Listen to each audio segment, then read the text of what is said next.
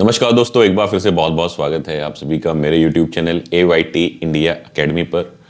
दोस्तों, हमारे अभी 2.5 लाख सब्सक्राइबर्स कंप्लीट हुए हैं, उसके लिए आप लोगों का बहुत बहुत धन्यवाद। ऐसे ही आप लोग हमारे चैनल को लाइक करते रहिए, सब्सक्राइब करते रहिए, ताकि हमें और मोटिवेशन मिले नई नई वीडियोज़ बनाने का। दोस्तों, आज की जो वीडियो है हमारी कंट्रोल प्लान से संबंधित। इसमें हम समझेंगे कि क्वालिटी कंट्रोल प्लान क्या होता है, वो क्यों बनाया जाता है, उसका फॉर्मेट क्या है। और दोस्तों, ये जो वीडियो है हमारी एक सीरीज चल रही है फैक्ट्री मैनेजमेंट सिस्टम्स, जिसके अंदर हम 55 फॉर्मेट्स समझा रहे हैं, जिसमें production, quality, maintenance, purchase, store सारे डिपार्टमेंट हमने कवर किए हुए हैं। उस सीरीज में ये हमारी 36 वीडियो है। इससे पहले हम 35 वीडियोस ऑलरेडी बना चुके हैं। यदि आपने वो वीडियोस नहीं देखी हैं तो अभी प्लेलिस्ट में जाकर के आप सर्च मारिए फैक्ट्री मैनेजमेंट सिस्टम, तो आपको वो सारी वीडियोस का एक्सेस मिल जाएगा। तो चलिए फिर ज़्यादा वक्त ना गवाते हुए शुरू करते हैं वीडियो को। Let's start. दोस्तों, कंट्रोल प्लान को समझने से पहले हमें समझना होगा ये आया कहाँ से। तो दोस्तों, जो IATF है उसके कुछ कोर टूल होते हैं। कोर टूल यानी कि ऐसे टूल्स या ऐसे हमारे जो सपोर्ट करते हैं हमें चीज़ें। टूल मतलब क्या हो गया, जो हमारे काम को आसान बनाता है, वह एक टूल कहलाता है। जैसे मुझे एक स्क्रू टाइट करना है तो उसमें क्या है, मैंने हाथ से टाइट तो नहीं कर सकता, करूंगा तो एक लिमिट तक करूंगा, तो उसके लिए स्क्रू ड्राइवर है, तो वो क्या हो गया, एक टूल हो गया। ऐसे ही लकड़ी काटनी है तो लकड़ी काटने के लिए मैं कैसे काटूं, कुछ भी जुगाड़बाजी करूं या आ रही है तो उसका वो क्या हो गया, एक टूल हो गया। उसने प्रोसेस को आसान बना दिया, स्टैंडर्डाइज बना दिया, जिससे कि हम कम समय में सही तरीके से काम कर सकें। ऐसे ही ITF ने कुछ टूल डिफाइन करे हैं जिससे आप प्रोडक्ट की क्वालिटी को कंट्रोल कर सकते हैं, प्रोडक्ट की डेवलपमेंट को कंट्रोल कर सकते हैं, प्रोडक्ट के प्रोसेस को कंट्रोल कर सकते हैं। तो वो क्या है, वो 6 कोर टूल हैं। पहले 5 थे, अब 6 हो गए हैं। कंट्रोल प्लान भी उन्हीं 6 कोर टूलों में से एक कोर टूल है। तो वो 6 कोर टूल क्या है? सबसे पहला है हमारा क्या, APQP। अगर हम बात करें, APQP की फुल फॉर्म होती है advanced product quality planning.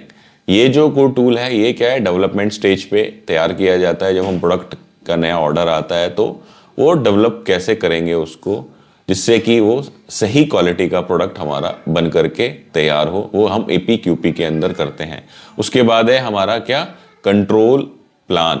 Control plan क्या हो गया, जिसको हम कंट्रोल प्लान भी कहते हैं, ठीक है।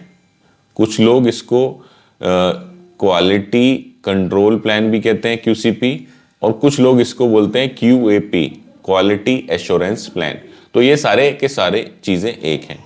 तो आज हम इस वीडियो में डिटेल में कंट्रोल प्लान को ही समझेंगे, ठीक है। उसके बाद आता है हमारा PPAP। PPAP क्या है, प्रोडक्शन पार्ट अप्रूवल प्रोसेस। फिर है हमारा FMEA, failure mode effect analysis. ये 2 प्रकार का हो सकता है, एक हो सकता है DFMEA और एक हो सकता है PFMEA। DFMEA हो गया हमारा design failure mode effect analysis, और PFMEA हो गया हमारा process failure mode effect analysis. उसके बाद है हमारा SPC, स्टैटिस्टिकल प्रोसेस कंट्रोल, जिसके अंदर हम ये देखते हैं कि हमारा जो प्रोसेस है वो कितना स्टेबलाइज है, ठीक है। पता चला एक बारी में कोई डायमेंशन हमारी 0.18 आती है, दूसरी बारी में 0.22 आ गई, तीसरी बारी में 0.19 आ गई। तो ये जो वेरिएंस है इसको हम उसके अंदर मॉनिटर करते हैं कि हमारा प्रोसेस कितना स्टेबल है। प्रोसेस स्टेबल होगा तो प्रोडक्ट एकदम सही बनेगा। उसके बाद जो है वो है हमारा MSA, मेजरमेंट सिस्टम एनालिसिस। जो हम इंस्ट्रूमेंट यूज कर रहे हैं क्वालिटी के इंस्पेक्शन के लिए, वो किसने सही है, और साथ में जो इंस्पेक्टर है जो उनको यूज कर रहा है उसकी क्या उसके अंदर है कि भैया वो सही से चेक कर रहा है या नहीं चेक कर रहा। तो MSA के अंदर जो टेस्टिंग इंस्ट्रूमेंट्स हैं उनको चेक किया जाता है, उनके मेथड को हम चेक करते हैं कि वो सही एक्यूरेसी में रिजल्ट दे रहे हैं या नहीं दे रहे। तो टोटल ये 6 कोर टूल हैं, और आज हम समझेंगे एक कोर टूल जो है कंट्रोल प्लान या क्वालिटी कंट्रोल प्लान या क्वालिटी एश्योरेंस प्लान। तो बेसिकली जैसे कि अगर आप इसको हिंदी में कन्वर्ट करें, कंट्रोल प्लान, कंट्रोल क्या होता है, किसी चीज को कंट्रोल करना या अपने नियंत्रण में लेके आना, ठीक है। और प्लान क्या हो गया, उसका योजना बनाई हमने या उसका तरीका बनाया।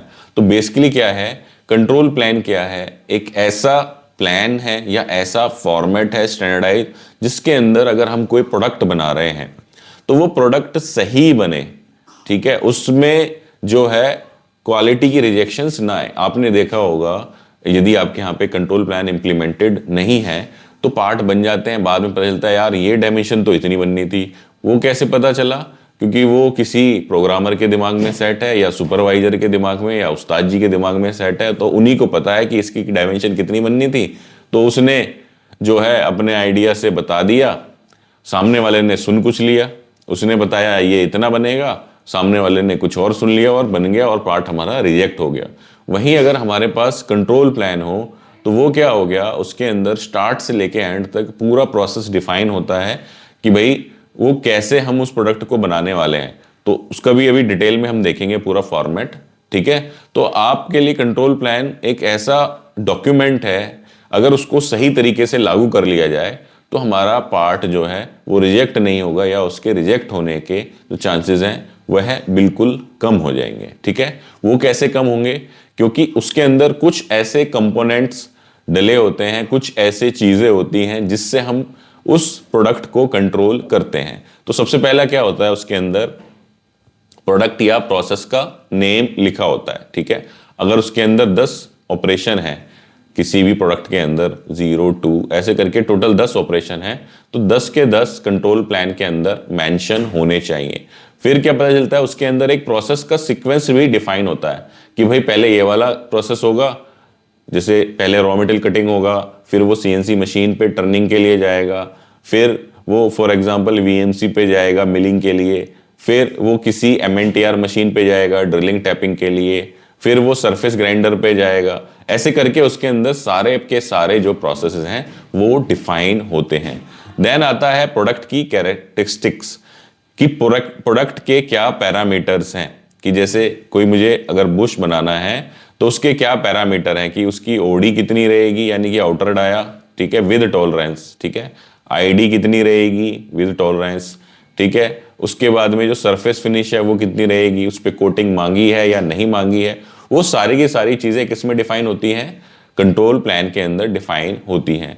फिर आ गया प्रोसेस के पैरामीटर्स या प्रोसेस की कैरेक्टरिस्टिक्स, कि अगर मुझे ये ऑपरेशन करना है, फॉर एग्जांपल मुझे कटिंग करनी है, तो जो कटिंग करूंगा उसके लिए मैं ब्लेड किस साइज का लूंगा, उसके आरपीएम क्या होंगे, ठीक है, राउंड पर मिनट कितने होंगे, ठीक है। तो वो क्या डिफाइन हो गया, प्रोसेस के कैरेक्टरिस्टिक्स डिफाइन हो गए। तो इस तरीके से जो है उसके अंदर सारी की सारी चीजें डिफाइन होती है। दोस्तों वीडियो में आगे चलने से पहले आप लोगों को एक इन्फॉर्मेशन देना चाहता हूं। जैसा कि आप लोग जानते हो कि हमारा यूट्यूब पर चैनल है AYT इंडिया एकेडमी के नाम से, जिसमें हम ये सारी ट्रेनिंग वीडियोस वगैरह बनाते हैं। इसके अलावा हमारा जो है एक एप्लीकेशन बना हुआ है AYT इंडिया एकेडमी। अगर आप ये प्ले स्टोर पे जाके सर्च मारेंगे तो हमारा एप्लीकेशन आ जाएगा। उस पर हमने कुछ कोर्सेज बना के डाले हुए हैं। कोर्सेज के अंदर क्या है, कोर्सेज के अंदर हमने क्या किया हुआ है, जो भी फॉर्मेट्स हैं उनको सही तरीके से समझाया हुआ है, काम करने का तरीका समझाया हुआ है। साथ ही साथ जो उसके अंदर हमने फॉर्मेट्स हैं वो लाइफ टाइम के लिए आप डाउनलोड कर सकते हो, अपने सिस्टम के अंदर अपने पास रख सकते हो, उनका इस्तेमाल कर सकते हो, ठीक है। इसके अलावा हमारा एक यूट्यूब पर एक और चैनल है AYT कंप्यूटर एकेडमी के नाम से, जिसमें हम क्या है कंप्यूटर से संबंधित वीडियोस डालते हैं, जिसके अंदर एक्सेल हो गया, गूगल शीट्स हो गई, पावर पॉइंट हो गया, डॉक्यूमेंट हो गया। तो उसमें अगर आपकी स्किल कमजोर है, क्योंकि आज के ज़माने में अगर आपको कंप्यूटर नहीं आता तो आप मेरी नज़र में क्या सबकी नज़र में अनपढ़ हो, ठीक है। अगर कंप्यूटर नहीं आता तो आप अनपढ़ हो। तो अगर आपको कंप्यूटर की स्किल्स अपनी अपग्रेड करनी है तो आप उस पर जा सकते हैं। दोस्तों वीडियो में आगे बढ़ते हैं, ठीक है। तो हमने यहाँ तक देखा प्रोसेस के पैरामीटर्स तक। इसके बाद उसमें आता है मेजरमेंट का तरीका, कि अगर मुझे कोई प्रोडक्ट चेक करना है तो मैं किस इंस्ट्रूमेंट से चेक करूंगा, वह इंस्ट्रूमेंट जो है किस रेंज का होना चाहिए या कितने लीस्ट काउंट का होना चाहिए, ठीक है। उसके बाद में आ गया कंट्रोलिंग का मेथड, कि ये जो प्रोडक्ट जो ये प्रोसेस हो रहा है उसको मैं कैसे कंट्रोल करूंगा, किस तरीके से कंट्रोल करूंगा, हर 2 घंटे में चेक करूंगा या उसका मैं SPC करूंगा, ठीक है, या 100% इंस्पेक्शन करूंगा, क्योंकि हमने क्या करना है, कंट्रोल करना है क्वालिटी को। तो उसका मेथड वहां पे आ गया, ठीक है। फिर आ गया रिएक्शन प्लान एंड रिस्पॉन्सिबिलिटी।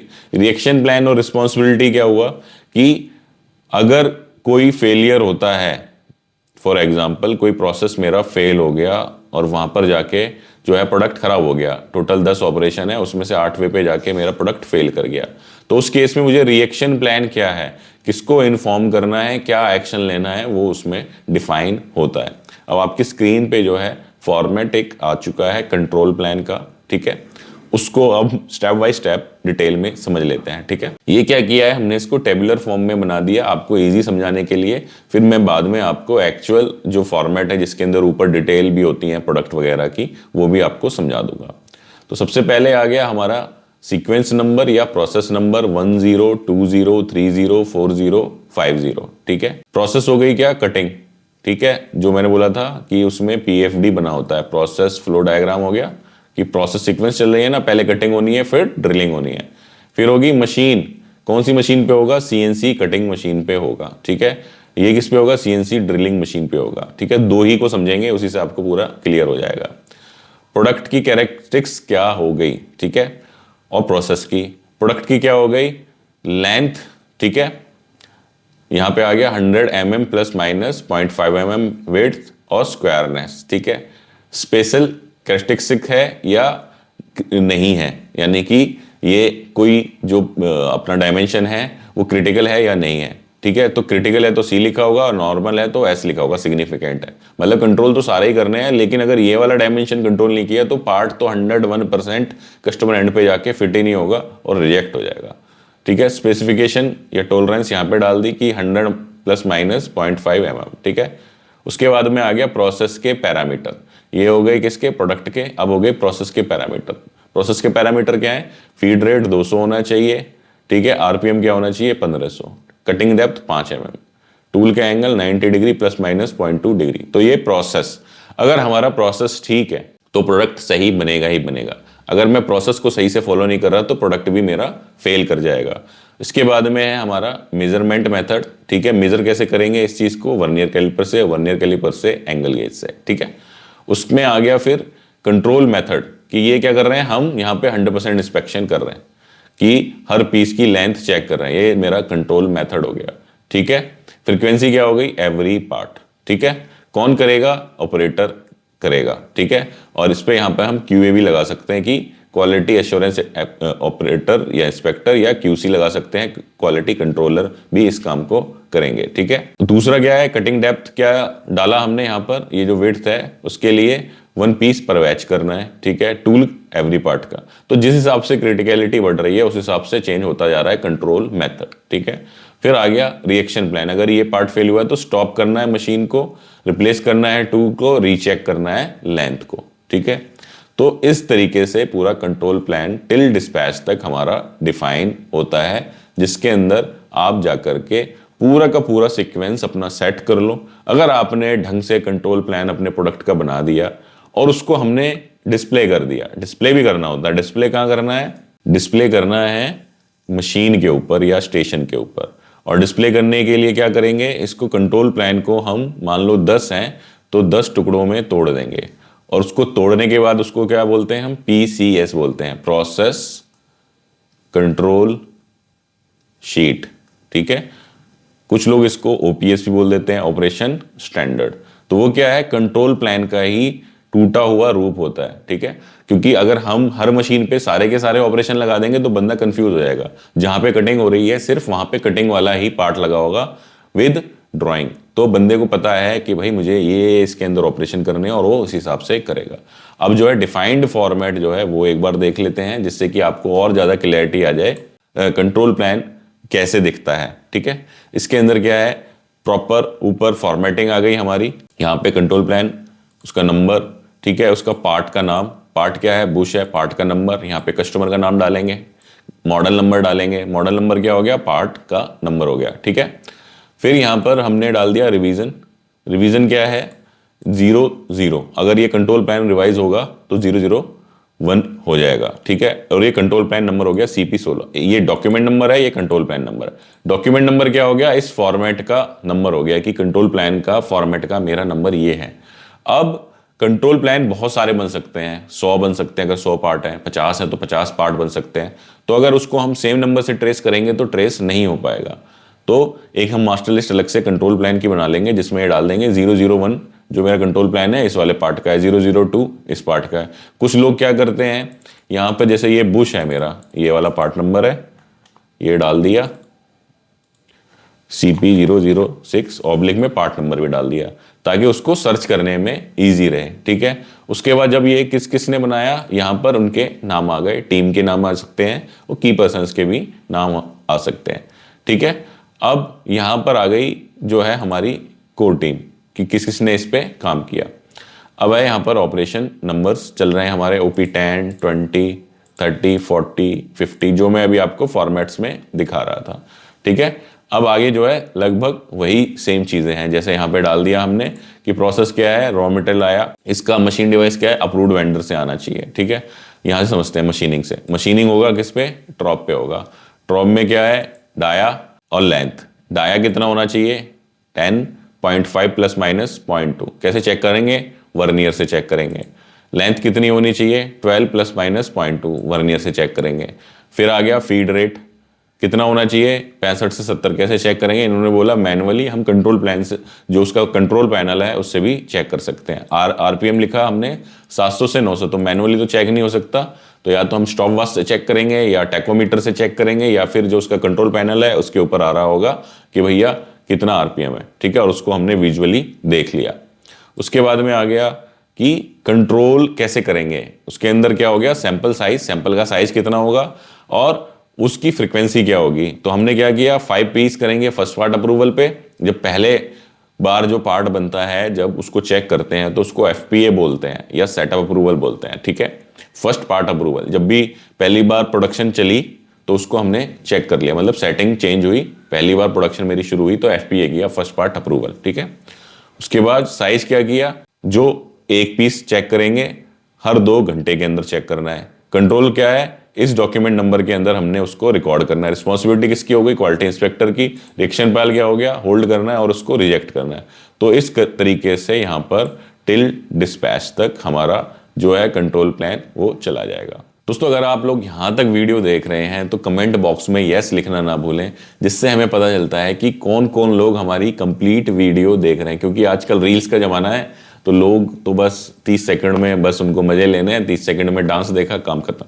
लेकिन अपनी स्किल्स इंप्रूव करनी है तो आपको थोड़ा सा डेप्थ में जाना पड़ेगा, नहीं तो आपका भी गलगोटिया यूनिवर्सिटी हो जाएगा, डॉग होगा चाइना का और आप बोल दोगे जी हमारा रोबोट है। ठीक है, तो उम्मीद करता हूँ वीडियो आपको लोगों को पसंद आई है। वीडियो पसंद आई है तो वीडियो को लाइक करना ना भूले। चैनल पे पहली बार आए हैं तो चैनल को भी सब्सक्राइब कर दें, क्योंकि सब्सक्राइब लोग करते नहीं है, देख के वीडियो चले जाते हैं। सिर्फ 30% लोग ही सब्सक्राइब करते हैं, 70% सिर्फ देख के वीडियो अपना निकल जाते हैं। सब्सक्राइब करेंगे तो हमें और ज़्यादा मोटिवेशन मिलेगा सिमिलर वीडियो बनाने का। धन्यवाद।